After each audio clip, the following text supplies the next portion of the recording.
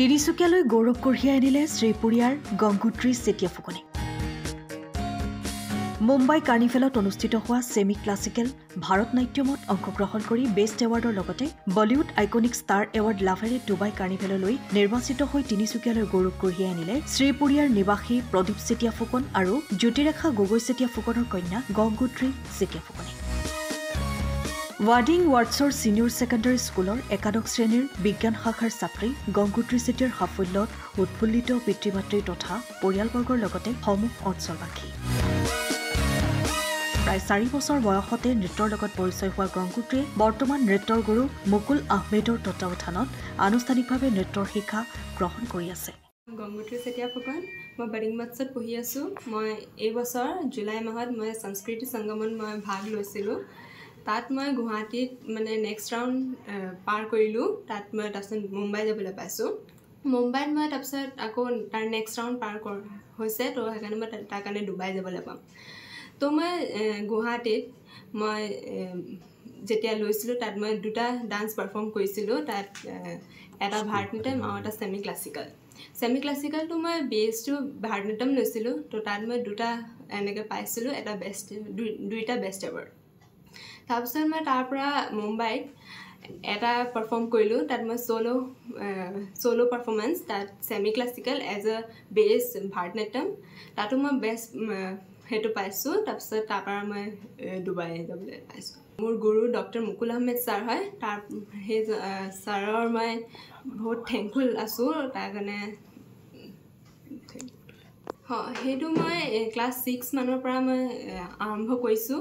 এতিয়া ক্লাছ 6 ইয়াৰ হয়। মোক চবে মানে সহায় কৰিছে, মানে চবে মোক ছাপোৰ্ট এটা দিছে আৰু মই তাৰ কাৰণে থেংকফুল আছোঁ। হয়, মোৰ এয়া ছোৱালী গংগোত্ৰী চেতিয়া ফুকন। তাই বাডিং ৱাৰ্ড ছিনিয়ৰ ছেকেণ্ডেৰী স্কুলৰ ক্লাছ 11ৰ বিজ্ঞান শাখাৰ ছাত্ৰী। তাই খুব সৰুৰ পৰাই নৃত্য কৰিছে। নৃত্যৰ প্ৰতি তাই সৰুৰ পৰাই আগ্ৰহী আৰু সেই হিচাপে আমি তাইক আগুৱাই নিবলৈও চেষ্টা কৰিছোঁ।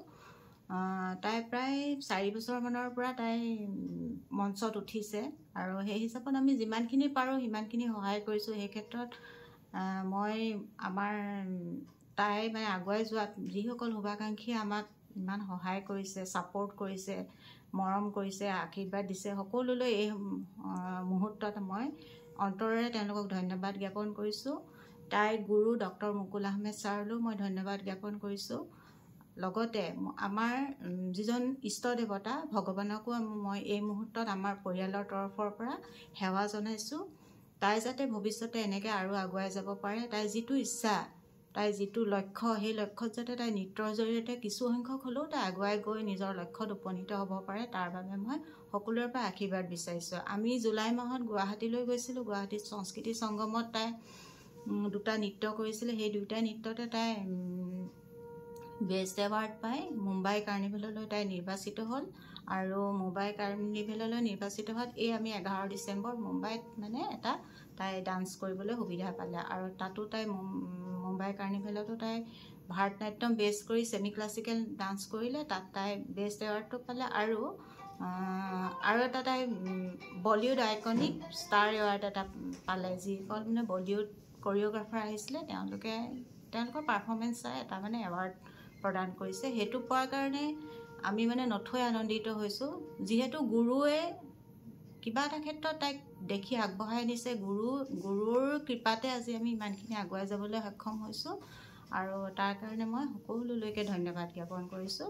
তিনিচুকীয়াৰ পৰা Ajay Kumar report, time of Assam.